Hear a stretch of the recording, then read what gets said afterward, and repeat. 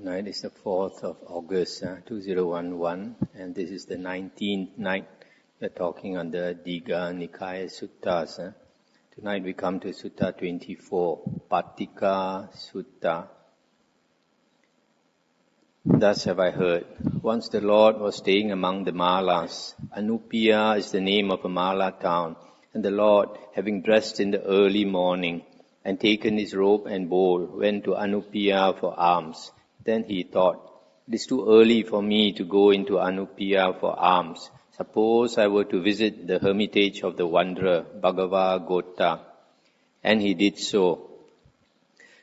And the wanderer Bhagavagota said, Come, blessed Lord, welcome, blessed Lord. At last the blessed Lord has gone out of his way to come here. Be seated, Lord, a seat is prepared. The Lord sat down on the prepared seat, and Bhagava took a low stool and sat down to one side. Then he said, Lord, a few days ago Sunakata the Lichavi came to me and said, Bhagava, I have left the blessed Lord. I am no longer under his rule. Is that really so, Lord? It is true, Bhagava. A few days ago Sunakata came to me, saluted me, sat down to one side and said, Lord, I am leaving the blessed Lord. I am no longer under the Lord's rule. So I said to him, Well, Sunakata, did I ever say to you, Come, Sunakata, be under my rule? No, Lord. Or did you ever say to me, Lord, I will be under your rule? No, Lord. So, Sunakata, if I did not say that to you, and you did not say that to me, you foolish man, who are you and what are you giving up? Consider, foolish man, how far the fault is yours. Stop here for a moment. So you see, that's why sometimes, like here, we generally don't invite a monk to come here, or invite a layman to become a monk, be a disciple, because if something happens, it doesn't work out, then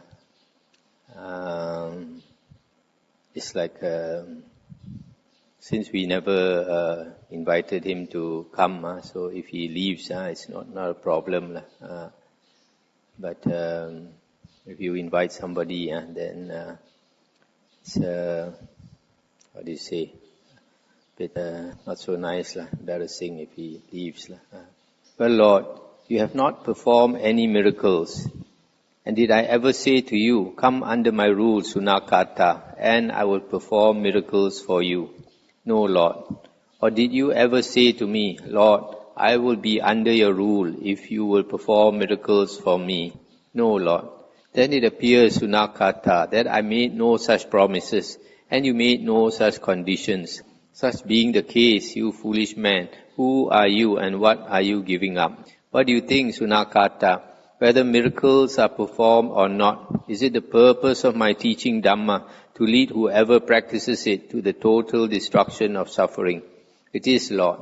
So, Sunakata, whether miracles are performed or not, purpose of my teaching Dhamma is to lead whoever practices it to the total destruction of suffering. Then what purpose would the performance of miracles serve? Consider, you foolish man, how far the fault is yours. Well, Lord, you did not teach the beginning of things. And did I ever say to you, Come under my rule, Sunakata, and I will teach you the beginning of things? No, Lord. Such being the case, you foolish man, who are you and what are you giving up? Sunakata, you have in many ways spoken in praise of me among the Vajjans, saying, This blessed Lord is an Arahant, Sammasambuddha, endowed with wisdom and conduct, well-farer, knower of the worlds, incomparable trainer of men to be tamed, teacher of gods and humans, the Buddha, the blessed Lord. You have in many ways spoken in praise of the Dhamma, saying, Well proclaimed by the blessed Lord is the Dhamma, visible here and now, timeless, inviting inspection, leading onward, to be realized by the wise, each one for himself. You have in many ways spoken in praise of the Sangha of monks, saying, Well trained is the Sangha of the Lord's disciples, trained in uprightness, methodically trained, excellently trained, is the order of the Lord's disciples, that is, the 4 pairs of men the 8 classes of individuals. This is the Sangha of the Lord's disciples, worthy of respect, worthy of homage, worthy of gifts, worthy of salutation, and unsurpassed field in the world for merit. In these ways you have spoken in praise of me, of the Dhamma and of the Sangha among the Svajins. And I say to you, I declare to you, Sunakata, there will be those who will say, Sunakata the Lichavi was unable to maintain the holy life under the ascetic Gotama. And being thus unable, he abandoned the training and reverted to the base life. That Sunakata is what they will say. And Bhagava, at my words, Sunakata left this Dhamma Vinaya like one condemned to hell. Sorry for a moment. So here the Buddha is telling him, at one time you were praising the Buddha, praising the Dhamma, praising the Sangha. Now you are leaving the training and people will say, you were not up to the standard to lead the holy life. They will criticize you, but still he left. Once, Bhagava, I was staying among the Kulus at a place called Uttaraka, a town of theirs. In the early morning, I went with rope and bowl into Uttaraka for alms, with Sunakata as my attendant. And at that time, the naked ascetic, Korakatiya, the dog man, was going round on all fours, sprawling on the ground, and chewing and eating his food with his mouth alone. Seeing him, Sunakata thought, now that is a real Arahant ascetic who goes round on all fours, sprawling on the ground and chewing and eating his food with his mouth alone. And I, knowing his thought in my own mind, said to him, you foolish man, do you claim to be a follower of the Sakyan? And he said, Lord, what do you mean by this question? And the Buddha said, Sunakata, did you not, on seeing that naked ascetic going round on all fours, think, now that is a real Arahant ascetic who goes round on all fours, sprawling on the ground and chewing and eating his food with his mouth alone? And he said, I did, Lord. Does the Blessed Lord begrudge others their Arahantship? And the Buddha said, I do not begrudge others their Arahantship, you foolish man. It is only in you that this evil view has arisen. Cast it aside, lest it should be to your harm and sorrow for a long time. This naked ascetic, Korakatiya, whom you regard as a true Arahant, will die in 7 days from indigestion, and when he is dead, he will appear among the Kalakanja Asuras, who are the very lowest grade of Asuras. And when he is dead, he will be cast aside on a heap of birana grass in the charnel ground. If you want to, Sunakata, you can go to him and ask him if he knows his fate. And it may be that he will tell you, friend Sunakata, I know my fate. I have been reborn among the Kalakanja Asuras, the very lowest grade of Asuras. Stop here for a moment. So this dog duty ascetic, Korakatiya, he imitates the dog. He goes naked and then goes on all his 4 limbs and walk like a dog. And also when people offer him food, he will not accept it with his hand. He will ask people to throw it on the ground and he will eat the food like a dog. So maybe eating all the dog food, he is going to get indigestion and the Buddha said he's going to pass away. You notice here, the Buddha says that the Kalakanja Asuras are the very lowest grade of Asuras. I remember I mentioned a few days ago in the Mahasamaya Sutta, one of these suttas, where, the Mahasamaya Sutta, number 20, Dīgha Nikāya, number 20. When the Devas came to see the Buddha, and the Buddha described the Devas to the monks, and he mentioned that the Kalakanja Asuras are among the Devas there. But here it is said that Kalakanja Asuras are the very lowest grade of Asuras. So there cannot be any lower type of Asuras. And even the lowest grade of Asuras are Devas. But later books like the Abhidhamma, and the Mahayana books, they say Asuras belong to the woeful plains. The reasoning being like in sub-commentary, it is said that asuras are three types. One is devas, one is ghosts, and one is hell beings. So because of the ghost grade and the hell beings, they say asuras belong to the woeful plains. That's why in the Abhidhamma and in the Mahayana books, both of which are later books, they say that there are six destinations of rebirth, what in Chinese is called Liu Tao Lun Hui. But actually the Buddha only talked about 5 destinations of rebirth. So you can see from these two suttas, number 20 and 24, that these people, when they say that the asuras belong to the woeful plains, it shows that they are not familiar with the suttas. Then to continue. Then Sunakata went to Kurakatiya and told him what I had prophesied, adding, "Therefore, friend Kurakatiya, be very careful what you eat and drink, so that the ascetic Gotama's words may be proved wrong." And Sunakata was so sure that the Tathagata's words would be proved wrong that he counted up the 7 days one by one. But on the 7th day, Kurakatiya died of indigestion. And when he was dead, he reappeared among the Kalakanja asuras, and his body was cast aside on a heap of birana grass in the charnel ground. And Sunakata heard of this, so he went to the heap of birana grass in the charnel ground where Kurakatiya was lying, struck the body 3 times with his hand, and said, "Friend Kurakatiya, do you know your fate?" And Kurakatiya sat up and rubbed his back with his hand, and said, "Friend Sunakata, I know my fate. I have been reborn among the Kalakanja asuras, the very lowest grade of asuras." And with that he fell back again. Then Sunakata came to me, saluted me, and sat down to one side. And I said to him, "Well, Sunakata, what do you think? Has what I told you about the dog man Kurakatiya come true or not?" And he said, "It has come about the way you said, Lord, and not otherwise."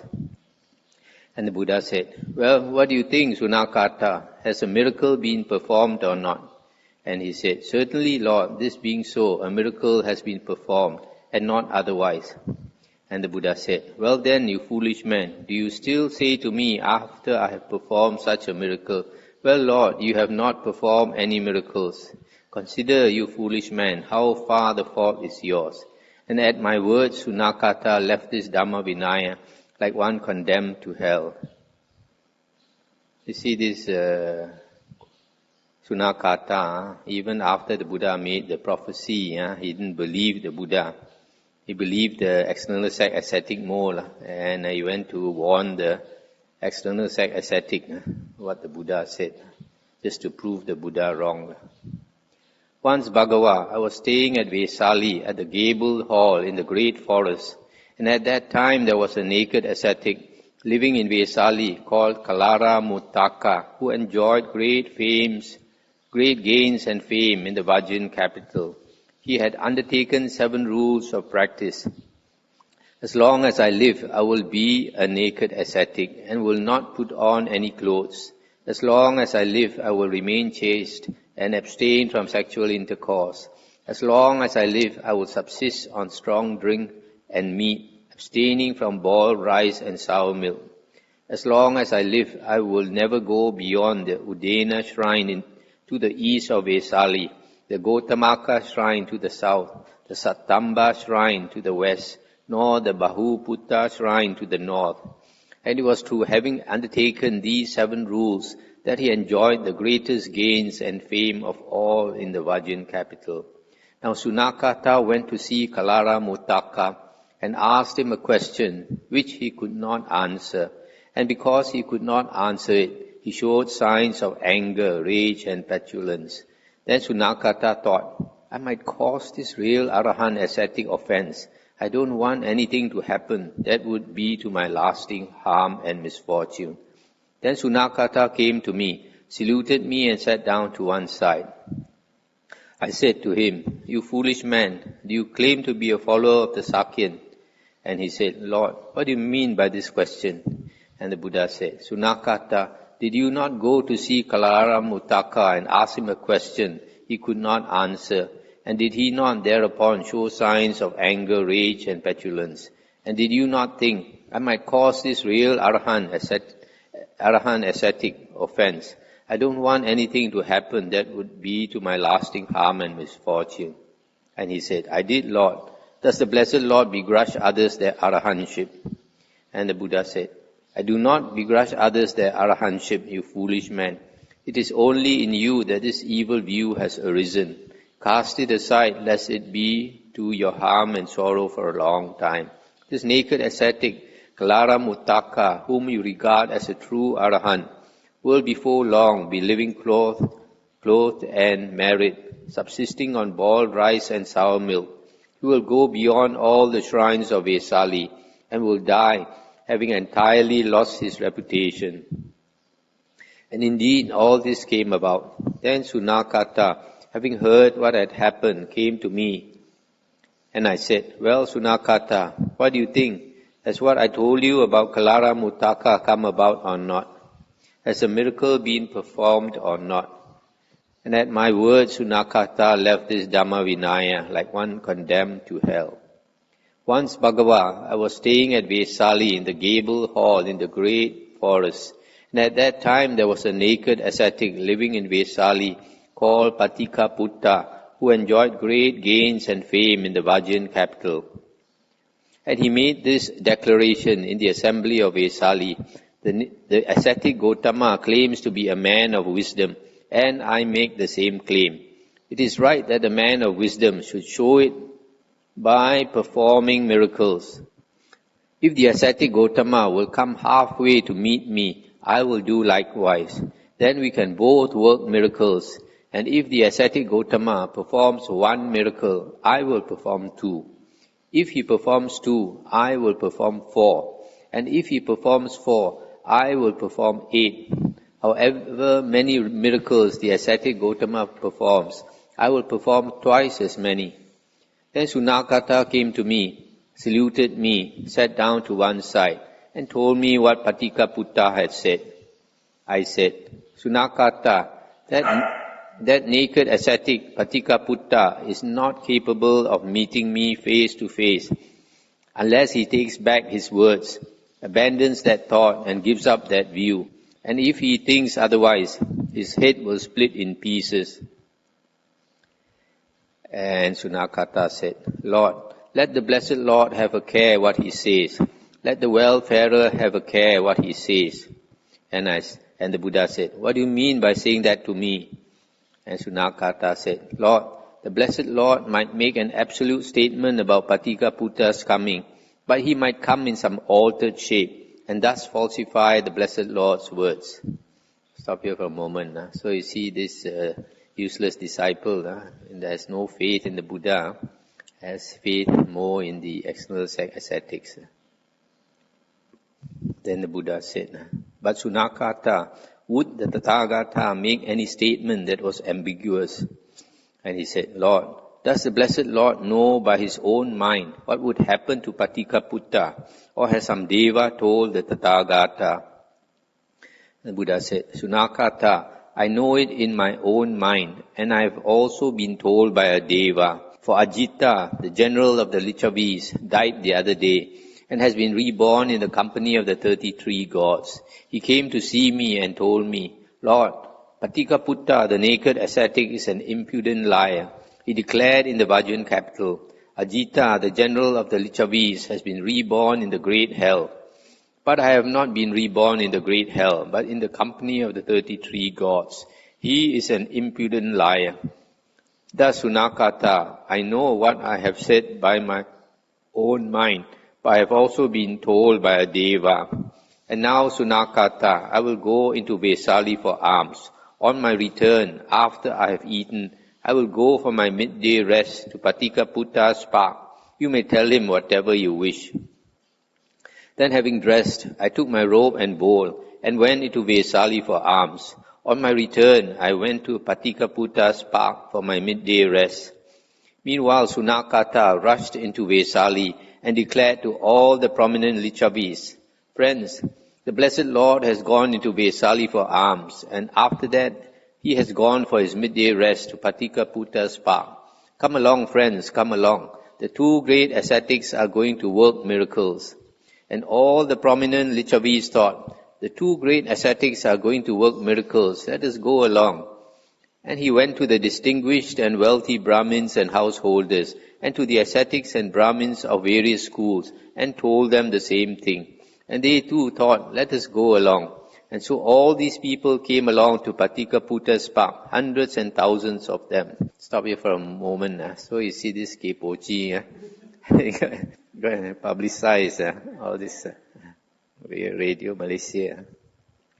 And Patika heard that all these people had come to his park, and that the ascetic Gotama had gone there for his midday rest. And at the news he was overcome with fear and trembling, and his hair stood on end.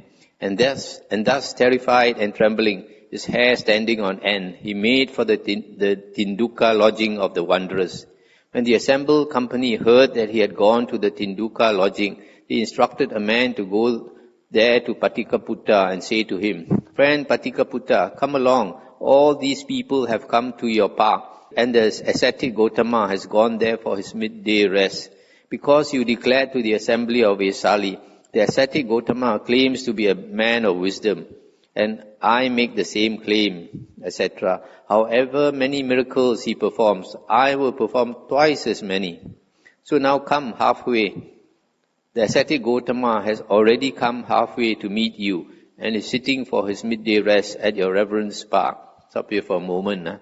So this Buddha took up this boaster's challenge. I went halfway to meet him. More than halfway, the Buddha went up to his park, to his forest park.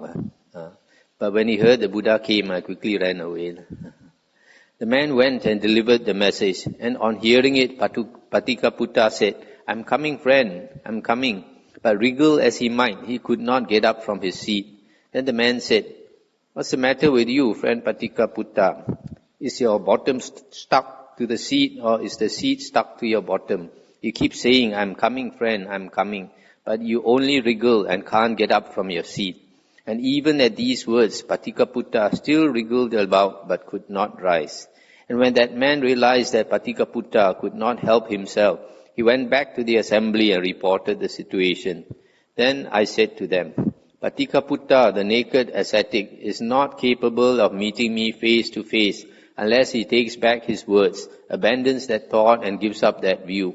And if he thinks otherwise, his head will split in pieces." Then Bhagawa, one of the ministers of the Lichavis, rose from his seat and said, "Well, gentlemen, just wait a little till I have been to see whether I can bring Patika to the assembly." So he went to the Tinduka lodging and said to Patika, "Come along, Patika, it is best for you to come. All these people have come to your park, and the ascetic Gotama has gone there for his midday rest. If you come, we will make you the winner, and let the ascetic Gotama be defeated." And Patika said, "I'm coming, friend, I'm coming." But wriggle as he might, he could not get up from his seat. So the minister returned to the assembly and reported on the situation. Then I said, "Patika is not capable of meeting me face to face unless he takes back his words, etc. Even if the good Lichavis were to think, 'Let us bind him with thongs and try to drag him with yoke oxen,' he would burst the thongs.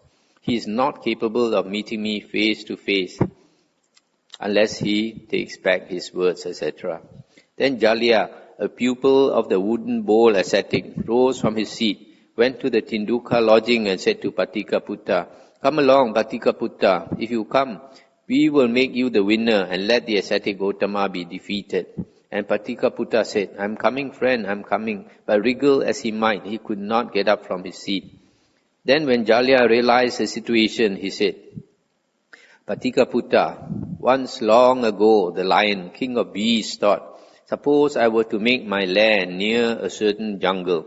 Then I could emerge in the evening yawn, survey the four quarters, roar my lion's roar 3 times, and then make for the cattle pasture.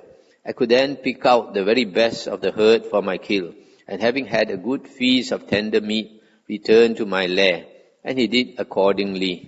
Now there was an old jackal who had grown fat on the lion's leavings, and he was proud and strong. And he thought, what difference is there between me and the lion, king of beasts? Suppose I were to make my lair near the jungle. So he chose a lair accordingly, and emerging in the evening, he surveyed the four quarters, and then thought, now I will roar a lion's roar 3 times. And he gave out the howl of his kind, a jackal howl. For what has the wretched howl of a jackal in common with the lion's roar? In just the same way, Patika Putta, you live off the achievements of the well-farer and feed on the well-farer's leavings, imagining you can set yourself up beside the Tathagatas, Arahants, Sammasambuddhas. What have you, wretched Patika Puttas, in common with them? Then being unable, even with the aid of this parable, to get Patika Putta to rise from his seat, Jalya uttered this verse. Thinking himself a lion, the jackal says, I am the king of beasts, and tries to roar a lion's roar, but only howls instead. Lion is lion, and jackal, jackal still. In just the same way, Patika Putta, you are living off the achievement of the well-farer, etc., and being unable, even with the aid of this parable, to get Patika Putta to rise from his seat, Jalya uttered this verse. Following another's tracks and fed on scraps, his jackal nature he forgets, thinking I'm a tiger, tries to roar a mighty roar, but only howls instead. Lion is lion, and jackals, jackals still. In just the same way, Patika Putta, you are living off the achievements of the well-farer, etc., and being unable, even with this parable, to get Patika Putta to rise from his seat, Jalya uttered this verse. Gorged on frogs and mice from threshing floors, and corpses cast aside in charnel grounds, in lonely forests, while the jackal thinks, I am the king of beasts, and tries to roar a lion's roar, but only howls instead. Lion is lion, and jackals, jackals still. In just the same way, Patika Putta, you are living off the achievements of the well-farer, feeding on the well-farer's leavings, imagining you can set yourself up beside the Tathagatas, Arahants, and Sammasambuddhas. But what have you, wretched Patika Puttas, in common with them? Then being unable, even with this parable, to get Patika Putta to rise from his seat, Jalya returned to the assembly and reported on the situation. Then I said, Patika Putta is not capable of meeting me face to face unless he takes back his words, abandons that thought, and gives up that view. Even if the good Lichavis were to think, let us bind him with thongs and try to drag him here with yoke oxen, he would burst the thongs. He is not capable of meeting me face to face unless he takes back his words, etc. If he thinks otherwise, his head will split in pieces. Then Bhagavan, I instructed, inspired, fired, and delighted that assembly with a talk on Dhamma, and having thereby delivered that company from the great bondage, thus rescuing 84,000 beings from the great path of peril, I entered into the fire element and rose into the air to the height of 7 palm trees, and projecting a beam for the height of another 7, so that it blazed and shed fragrance. I then reappeared in the gable hall in the great forest. Stop here for a moment. So here, the Buddha, in leaving, showed them a miracle, because they all came in thousands, hoping to see miracles. And there Sunakata came to me, saluted me, and sat down to one side. I said, what do you think, Sunakata? Has what I told you about Patika Putta come about or not? And he said, it has, Lord. And has a miracle been performed or not? It has, Lord. Well then, you foolish man, do you still say to me after I have performed such a miracle, well, Lord, you have not performed any miracles. Consider, you foolish man, how far the fault is yours. And Bhagavan, at my words, Sunakata left this Dhamma Vinaya like one condemned to hell. Bhagavan, I know the first beginning of things, and and I know not only that, but what surpasses it in value.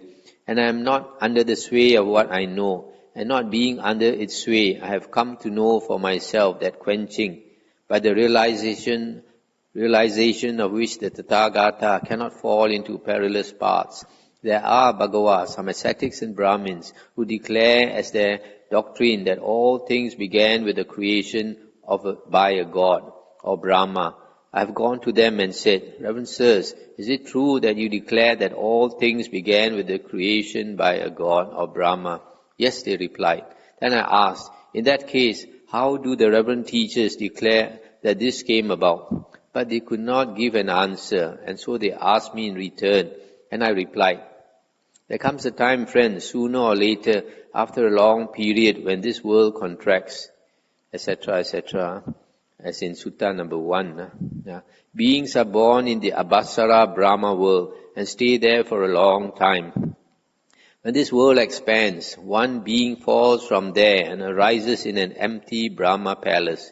He longs for company, and other beings appear, and he and they believe he created them. That, Reverend Sirs, is how it comes about that you teach that all things began with the creation by a god or Brahma. And they said, we have heard this, Reverend Gotama, as you have explained. But I know the beginning of things, and I do not come under its sway. And not being under the sway of what I know, I have come to know that quenching, by the realization of which the Tathagata cannot fall into perilous ways. There are some ascetics and Brahmins who declare that the beginning of things was due to corruption by pleasure.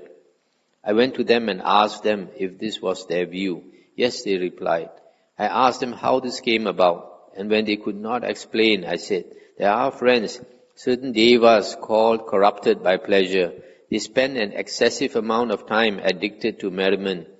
The mindfulness lapses and they fall away, also as in Sutta 1. That, Reverend Sirs, is how it comes about that you teach that the beginning of things was due to corruption by pleasure. And they said, we have heard this, Reverend Gotama, as you have explained. And the Buddha continued, there are some ascetics and Brahmins who declare that the beginning of things was due to corruption of mind. I went to them and asked them if this was their view. Yes, they replied. I asked them how this came about, and when they could not explain, I said, there are, friends, certain devas called corrupted in mind. They spend an excessive amount of time regarding each other with envy, etc. And the minds become corrupted and they fall away, also as in Sutta number 1. That, Reverend Sirs, is how it comes about that you teach that the beginning of things was due to corruption of mind. And they said, we have heard this, Reverend Gotama, as you have explained. There are, Bhagava, some ascetics and Brahmins who declare that the beginning of things was due to chance. I went to them and asked them if this was their view. Yes, they replied. I asked them how this came about, and when they could not explain, I said, there are, friends, certain devas called asanya satta, unconscious beings. As soon as a perception arises in them, these devas fall from that realm, remembering nothing, also as in Sutta 1. And they think, now from non-being I have been brought to being. That, Reverend Sirs, is how it comes about that you teach that the beginning of things was due to chance. And they said, we have heard this, Reverend Gotama, as you have explained. But I know the first beginning of things, and I know not only that, but what surpasses it in value. I am not under the sway of what I know, and not being under its sway, I have come to know for myself that quenching, by the realization of which the Tathagata cannot fall into perilous paths. And I, Bhagava, who teach this and declare this, am wrongly, vainly, lyingly, and falsely accused by some ascetics and Brahmins who say, the ascetic Gotama is on the wrong track, and so are his monks. He has declared that whoever has attained to the stage of deliverance, called the beautiful, finds everything repulsive. But I do not say this. What I say is that whenever anyone has attained to the stage of deliverance called the beautiful, he knows that it is beautiful. And this Bhagava said, indeed, Lord, They are on the wrong track themselves who accuse the Lord and his monks of error. I am so delighted with the Lord that I think the Lord is able to teach me to attain and remain in the deliverance called the beautiful. And the Buddha said, it is hard for you, Bhagava, holding different views, being of different inclinations, and subject to different influences, following a different discipline, and having had a different teacher, to attain and remain in the deliverance called the beautiful. You must strive hard, putting your trust in me, Bhagava. And he said, Lord, even if it is hard for me to attain and remain in the deliverance called the beautiful, still I will place my trust in the Lord. Thus the Lord spoke, and Bhagava the wanderer was delighted and rejoiced at the Lord's words. It's the end of the sutta.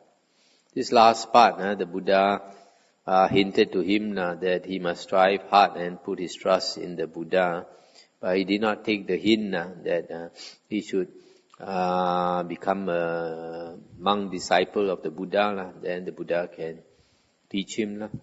I think we'll stop here. And anything to discuss?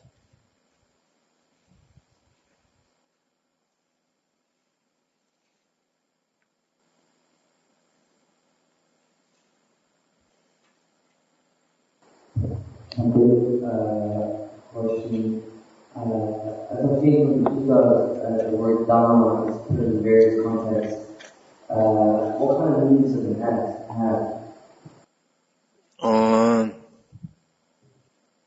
The first meaning of Dhamma is the Buddha's Dhamma. The Buddha's Dhamma is the Buddha's teachings.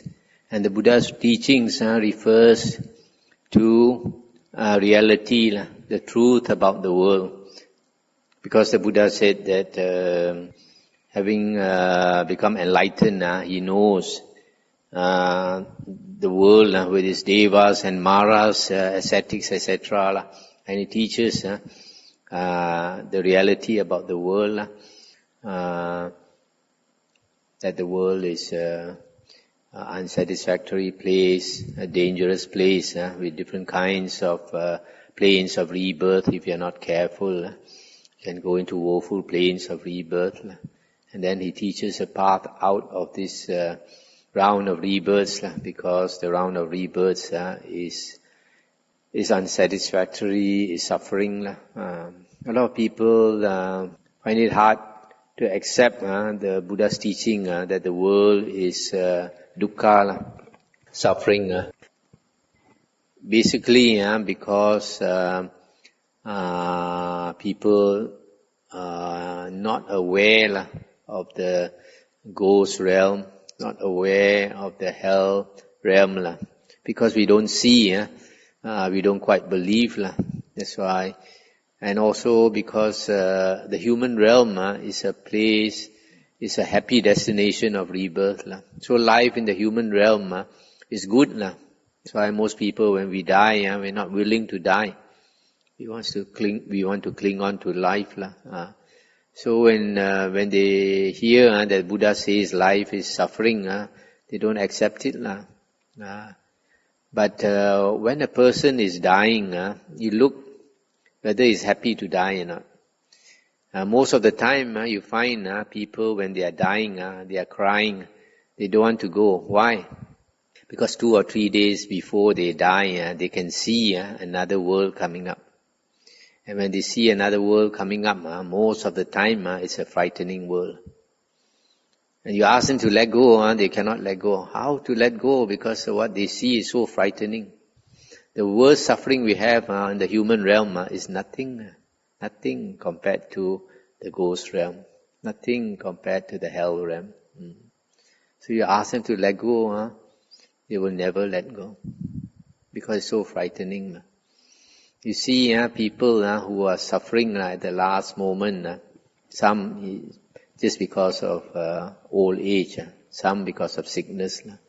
And the body is giving them so much pain, and they prefer to cling on to life, cling on, and suffer day by day, until they just can't bear it anymore.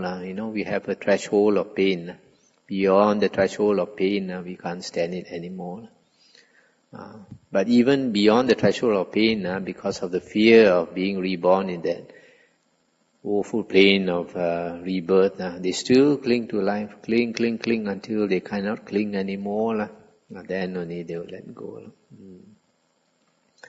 So a lot of people, they don't believe in the Buddha's teachings, but at the last moment, then all this comes true. Too late, they find out. Many of them, they have been promised when they die, they will go to heaven and all that. When they are dying, they don't see heaven. So that's the first meaning of Dhamma, about reality, about the world. The second meaning of Dhamma is states, mental states, also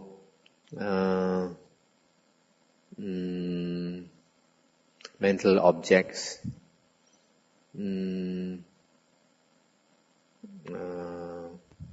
what else?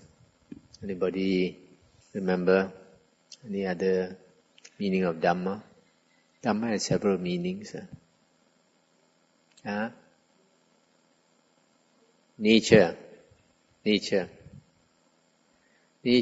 like reality.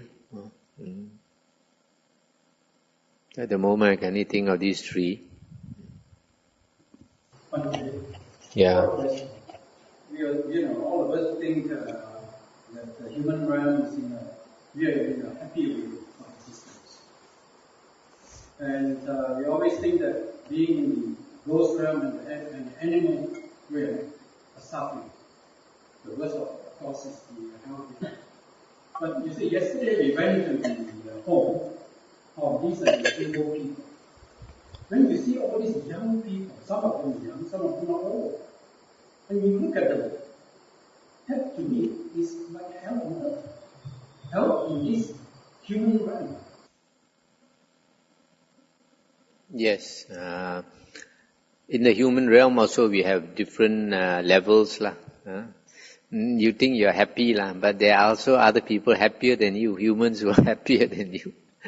And some are worse than you, what you saw. Those mentally retarded people, they are a bit like animals, a bit like in the ghost realm.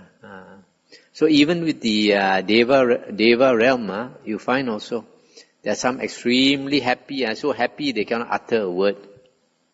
And those are in the third jhana realm.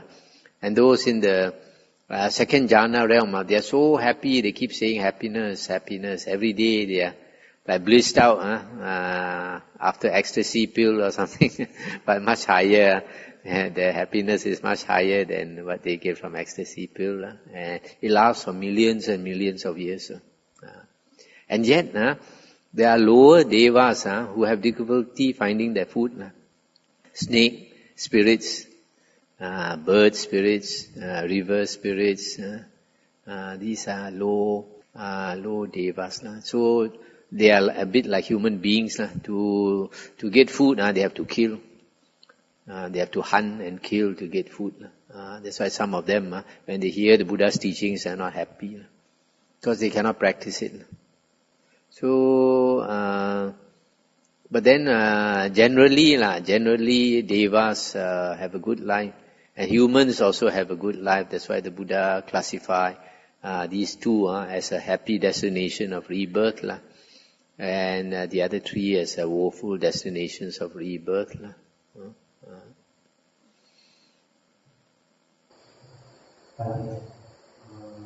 The Buddha forbidden. The Buddha did not allow his disciples to show miracles to naked. To what? Did not allow his disciples Monk. to show miracles. To work miracle. Yeah. To naked people. Yeah. But at the same time, we see that he has performed miracles. Yeah. Do you think he has double standard on this? And what is the reason? He is the teacher, so he makes rules for his monks. Most of the time he keeps, But sometimes when he finds it useful to work miracles, then he does so. That's why the Buddha said, don't have sila bhatta paramasa. Sila bhatta paramasa is too attached to sila, rules. And rituals refers to all the religious things that we do, chanting, even acharya vata, duty to the teacher, that also is a vata. And many things, anything in concerning religion is a vata. So the Buddha said it has its use, but don't be too attached to it. You must always know what is the purpose of the sila, what is the purpose of that vata. So even though the Buddha said that some of his disciples, they would rather die than break his precepts. And yet, when the Buddha was about to pass away, the Buddha said, if the Sangha decides, the Sangha can abolish certain minor rules. So in the Patimokkha of a monk, 227 precepts, only 2 classes of precepts are considered major. The Parajika, consisting of 4 precepts, and the Sangha consisting of 13 precepts, which adds to how much? 17. So the balance, 200 over precepts are considered minor. But at the same time I mentioned that the Buddha did not say which of the minor precepts can be abolished. So he left it to the Sangha to decide. If it is necessary, then they can abolish it. So, like in this case, the Buddha, although he says generally not to show psychic power, but when he finds it useful, then he shows.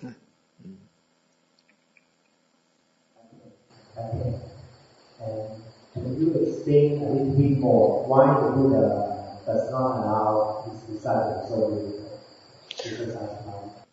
He did say, he said, firstly, it's shameful, it's like striptease act like that. Secondly, the Buddha said, there are such things as mantras, and mantras also can work miracles. If you chant certain mantras, if you know those mantras, they can work miracles. So the Buddha says that if you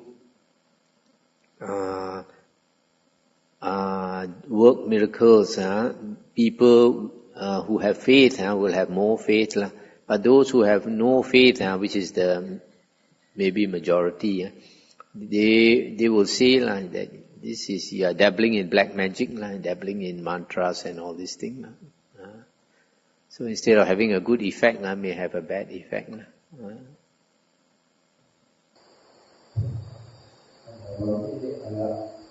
wonder if it's hard to become human, to land in the human world, as there are so many other realms on the planet. Is it hard to become a human because of how, I'm thinking how you can get human air or animal? In the suttas, the Buddha says that all beings generally after passing away, the chances of going into the woeful planes are more than to the happy destinations of rebirth. So you take for example human beings. Actually in the human realm we create a lot of karma compared to the devas who enjoy themselves most of the time, and then compared to the animals and ghosts and hell realm where they suffer most of the time and unable to do much about their situation.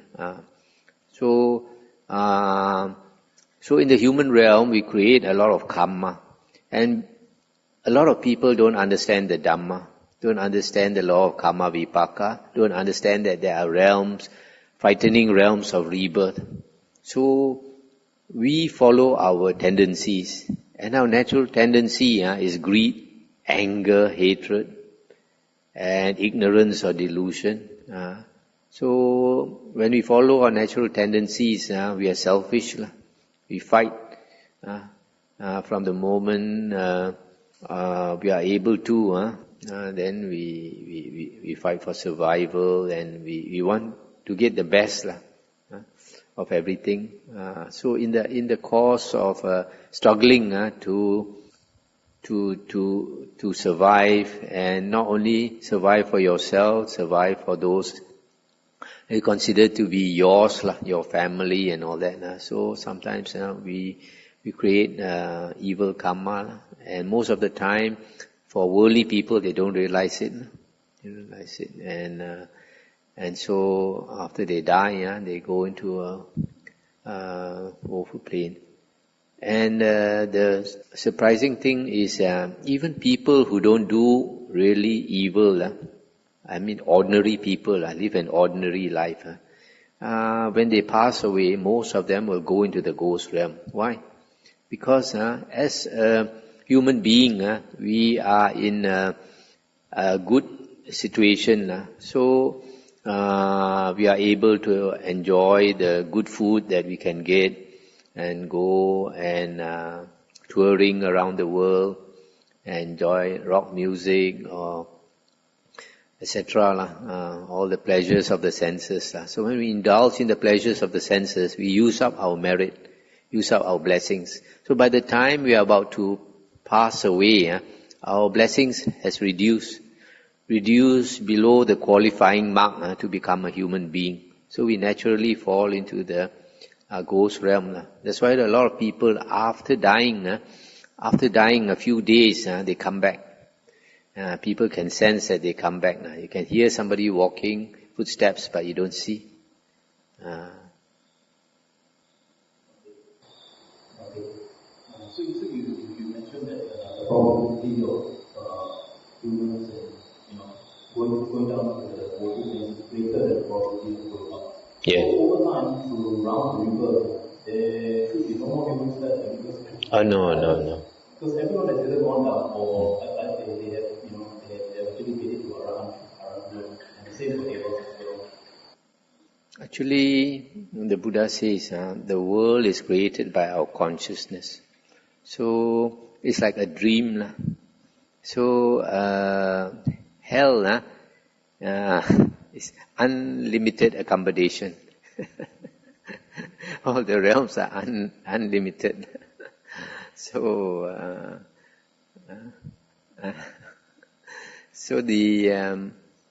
our world is made by our mind. Each person's world is made by his mind. So it's like a dream. You can't think in terms of calculate how many human beings, calculate how many.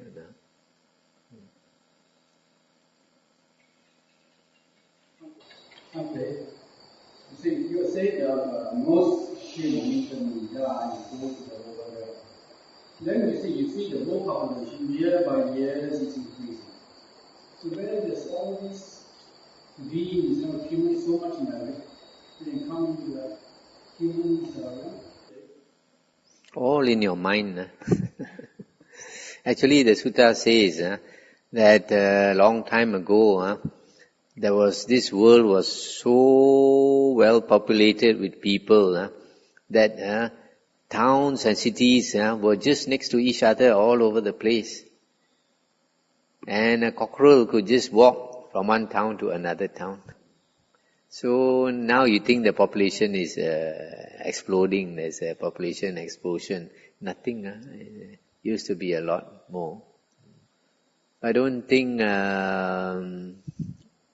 like Munching, in terms of numbers and all that, because when we dream in our dreams, the numbers, whatever numbers, when we wake up from the dream, there's all disappeared. So the Buddha, in Mahayana, they say when you become a Buddha, you have liberated all the beings in the world. When a person becomes a Buddha and enters Nibbana, all the beings in his world have all disappeared. His mind stopped, his consciousness stopped. So all the beings in his world disappeared. But all the beings in your world has not disappeared.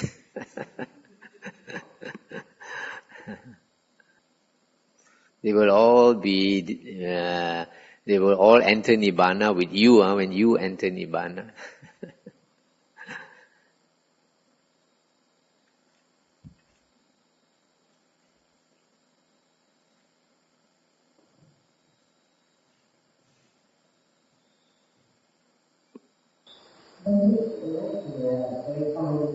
There's a Buddhist sect that believes that hell, heaven are all on the same plane.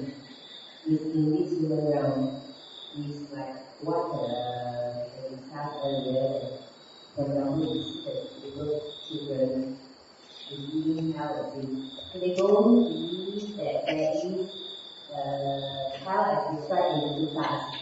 So fundamentally, enlightened from this as whether it's wrong view because they don't accept that we belong in heaven because heaven is also in the human realm itself.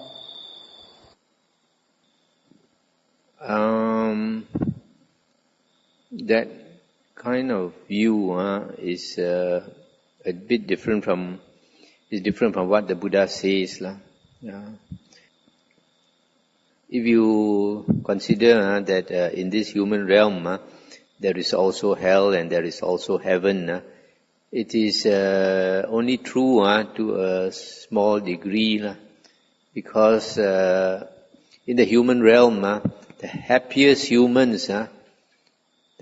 humans, however happy we can be, is only equivalent to the very low heavens. To the low heavens. But there are much higher heavens where the happiness is much, much higher. And the most unhappy beings in the human realm are those who are suffering, for example, in Africa or some starving nation. At the very worst, also cannot compare to like the ghost realm or the hell realm. Cannot compare at all to the hell realm.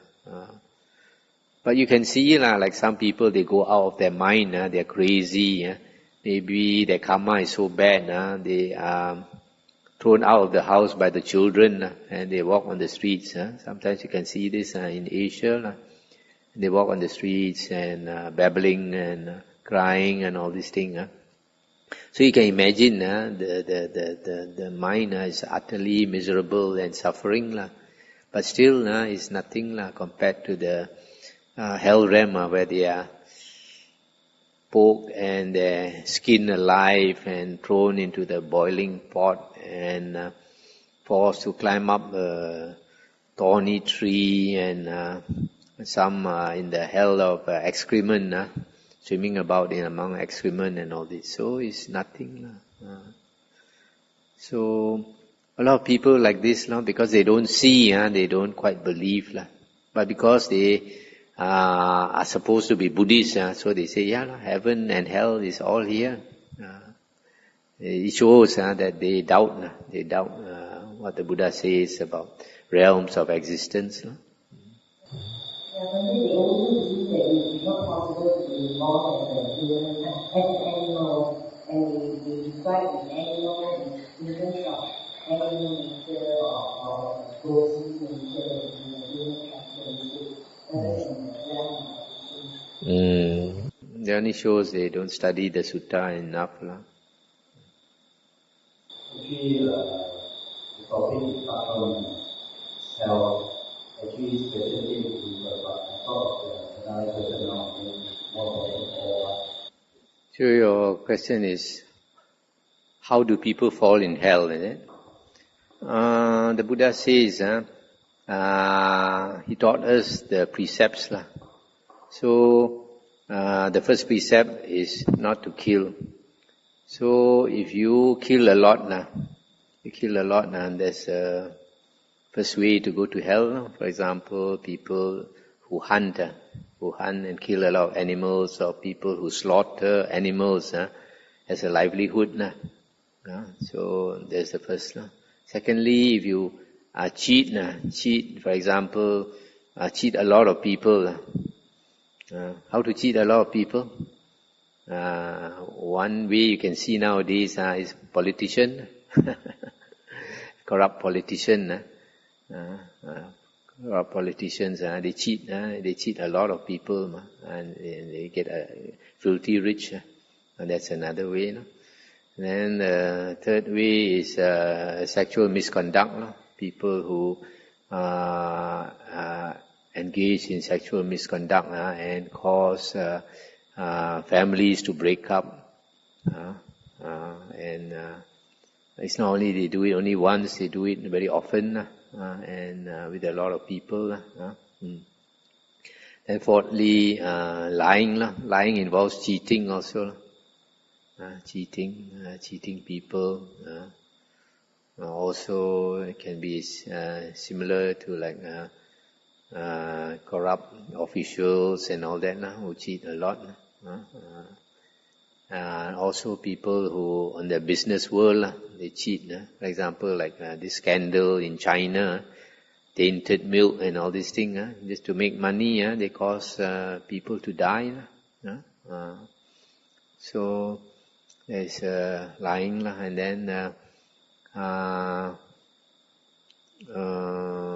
then like selling drugs and all this, selling drugs to cause hardship to a lot of people, dealing in drugs, and then also people who sell weapons, and you know that the weapons, for example, arms dealers, they sell to different sides, both sides, so cause people to kill each other. So all these wrong livelihood.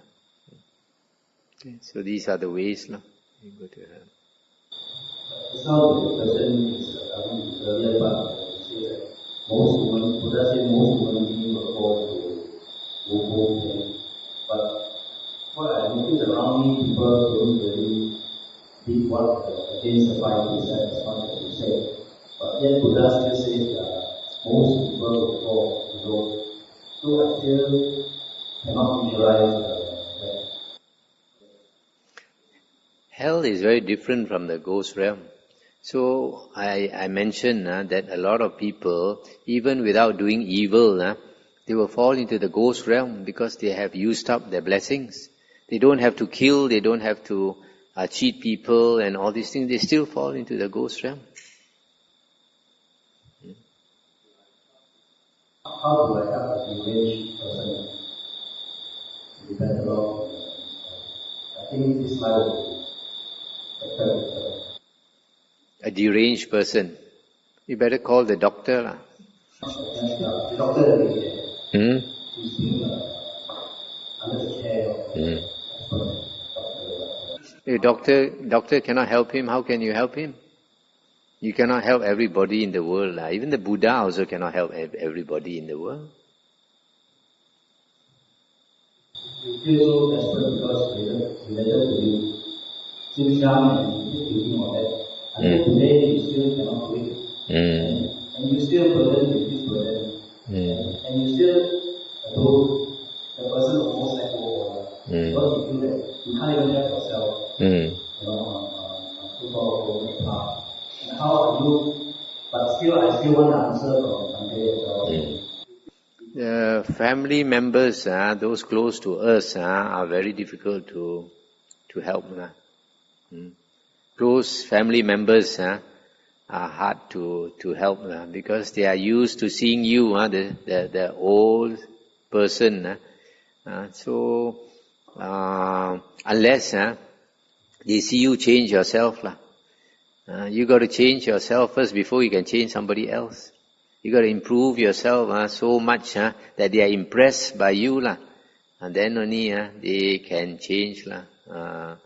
So it's not easy. And the Buddha says, if a person is in the mud, cannot help another person out of the mud. You got to get out of the mud, then only you can help another person get out of the mud. No? Okay. Among Buddhists, there is one common belief that the last thought in your mind will determine where you go. Does this have any base in the Sutta? I think what you're talking about is what these people who believe in Abhidhamma, they teach that when a person is dying, you must tell him to have a good thought, and then he will go to a good rebirth. This is too simplistic. Too simplistic. In the Sutta, we find sometimes when some of the Buddha's lay disciples are dying, then the monks go to them and advise them to think of the heavens or to think of something very lofty. And then some of them are reborn in the high heaven. But that is provided they have good karma. Okay? And then there's one sutta where the Buddha's cousin, Mahanama, came to ask the Buddha. He said, Bhagava, I was thinking one day I might have a violent death. I mean, he didn't say it in exactly those words, but his meaning was he might have a violent death where he might be run over by a horse carriage or by a bullock cart, or he might be killed by some bandits and all these things, something like that. So having dying in a very frightening situation, he asked the Buddha whether he would get a bad rebirth, because he thought the last thought is frightening, last thought is fearful. So the Buddha said, don't worry, Mahanama, for a long time you have practiced the Dhamma, and the stream of Dhamma will bring you upwards to a good rebirth. Now when you consider this, if you listen to my talks, you would know that I say, a person pronounced dead by the doctor is only clinically dead. He may not be really dead. The Buddha says that when a person really dies, three things will stop. One is the life force itself. Secondly is the consciousness, the thoughts. Third is the body heat. Okay. So usually when a person is dying, after some time the doctor finds that his heart has stopped and the breathing has stopped. Then the doctor says, this person is dead. That is clinical death. Okay, clinical death. But usually that person will live on for another 1 or 2 hours. Sometimes even longer. So during this 1 or 2 hours, the mind is still running. And those are real last thoughts. And those real last thoughts are beyond anybody's control. It is by habit. What you think, in those very last moments is your habitual thoughts. That's why it's important to cultivate our mind. When we cultivate our mind by meditation and all that, we train our mind to be disciplined, to think wholesome thoughts, or if possible, not think at all. So those thoughts will determine where we are reborn.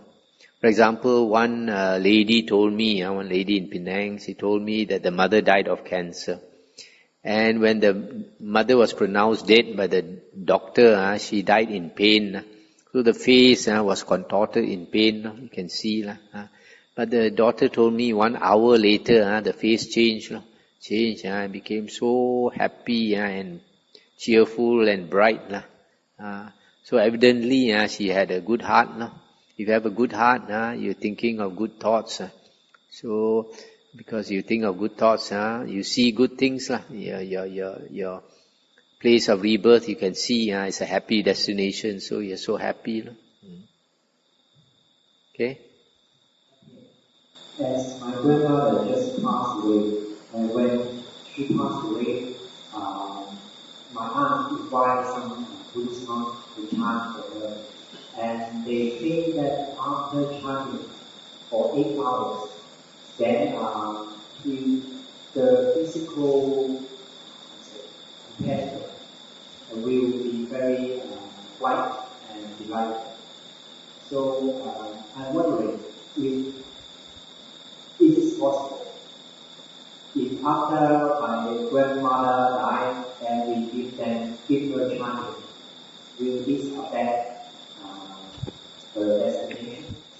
If it will help, the Buddha would advise us to do all the chanting when somebody dies. I don't believe that it can help. When the person is pronounced dead, you probably won't be able to hear anything anymore. So what's the use of all the chanting?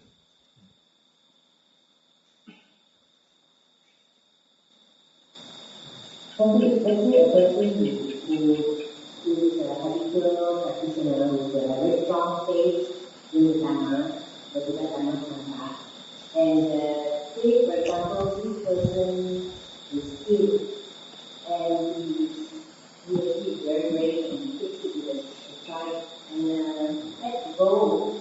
Does that mean that he would be able to die or something that is these are the reasons that I say that doesn't feel enough. Oh yes, where we go for rebirth depends on our karma. So if that person has accumulated a lot of good karma, that person would have the confidence that he's going to a good place. So when he dies also, I don't think he'll be scared. He knows that he's going to a good place. Okay, can we stop here?